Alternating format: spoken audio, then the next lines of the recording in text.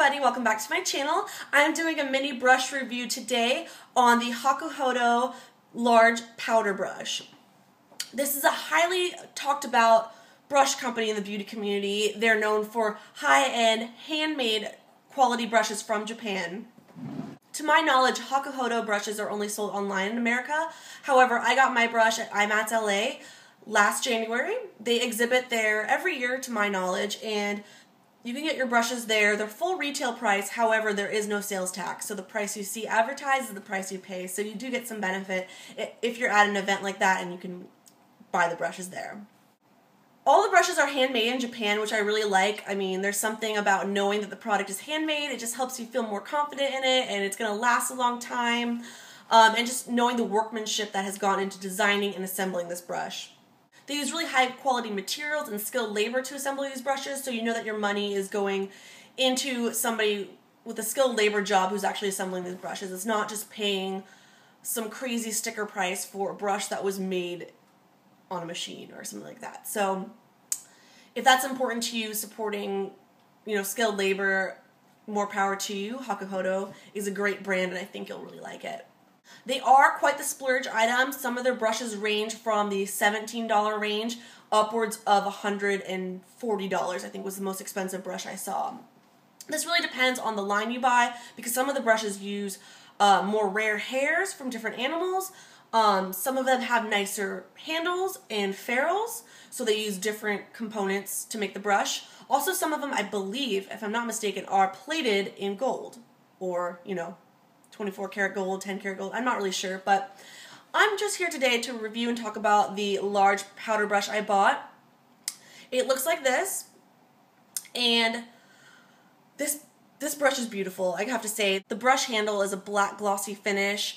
It has beautiful kind of like chrome Hakuhodo like name engraving up on the handle. I actually covered it in clear nail polish just to be sure it wouldn't rub off like on some of my MAC brushes that are engraved. They've kind of worn off over the years, but the Hakuhodo one, I just wanted to protect it. This is the most expensive makeup brush I've ever bought, and I was kind of embarrassed to buy it, but I wanted to get one splurge item when I was at IMATS LA, and I didn't really need any makeup at the time, but I thought a brush is a good investment, and it's something that could last, a lifetime if you take good care of it. I know some of my MAC brushes, I know it doesn't even compare to this brand, but my MAC brushes that I've had for 3+ years, and they've lasted great, although some of them shed, some of them kind of got a little bit wonky, some of the hairs don't fall in the right place. I thought I'd give Hakuhodo a try and invest in one brush that would last me a long time. So let's talk about this brush.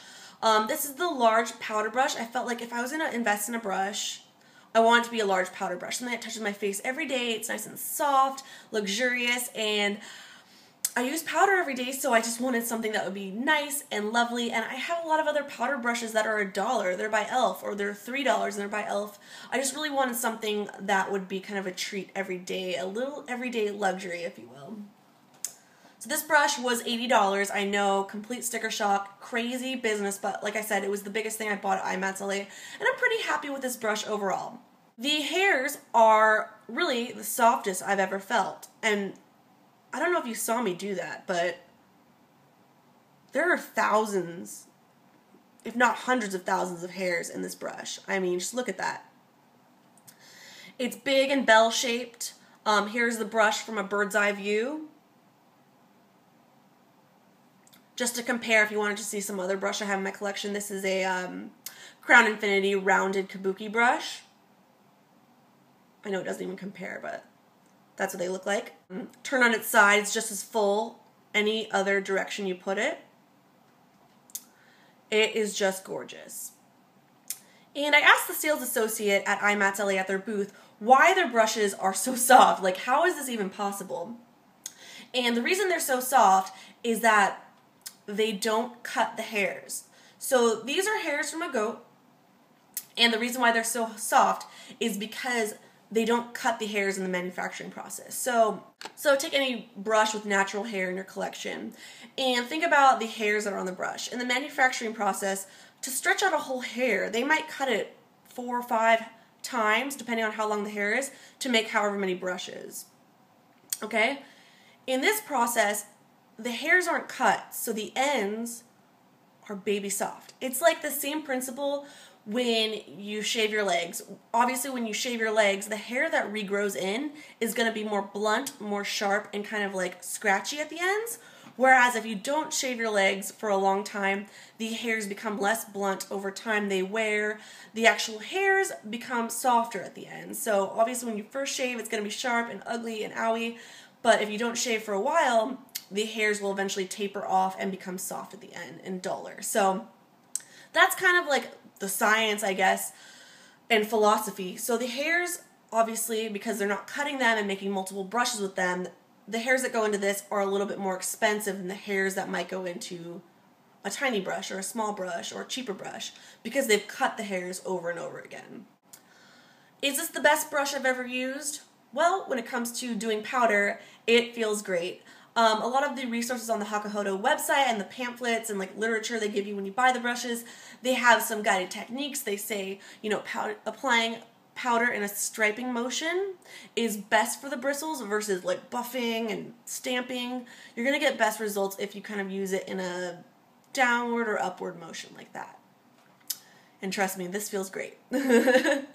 But this is not the best brush of all time, only because it sheds, okay? I'm not sure if all the Hakuhodo brushes do this, but this particular brush, I was expecting it to be perfect. You know, I spent $80. I had high hopes that it would be perfect, but sadly it is not. You know, like everything in life, nothing is perfect.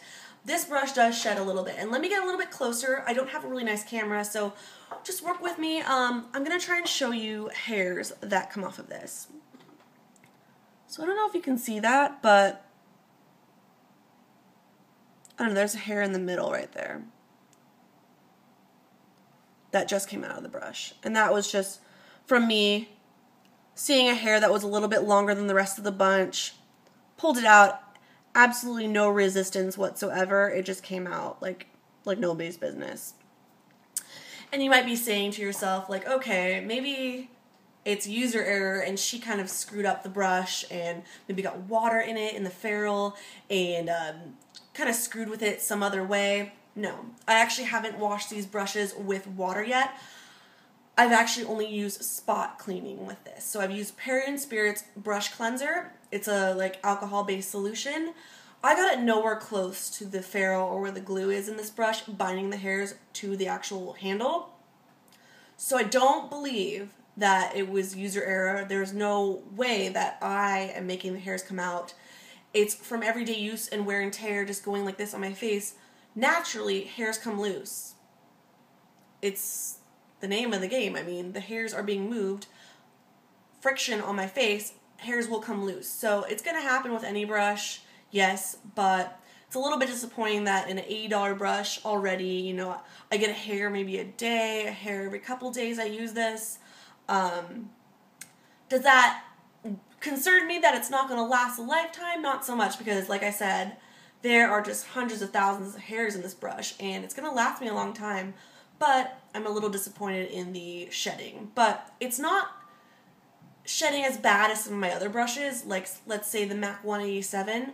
I've used that brush for years now, but it sheds like crazy. It sheds especially when I use it in cream products, not so much powder products, but that brush sheds a lot. I didn't think anything could shed more than that, but this sadly sheds a little bit, but it's not a deal breaker. I still think this is a great quality brush. Worth the money if you have the cash to shell out on it. I mean, I'm saying if you're an adult and you make your own money, go for it. If you're a teenager and you're looking for a birthday present or looking for something to save up for, I would definitely consider options. Maybe there's some other brushes on the market that are out there more appropriate for you. But if you're really into makeup, you're a makeup enthusiast, you really want an everyday luxury kind of like little treat when you put on your makeup in the morning, I think this is a fabulous thing to have if you can afford it, or if you want to save up for it, or if it's important enough to you to ask for it as a gift, say for your birthday or another special occasion like that. So those are my quick thoughts on the Hakuhodo line overall, but more specifically the deluxe, I don't even know what they call this, the large powder brush for the face. So thank you so much for watching. I hope this video helped you, and I'll see you next time in another video.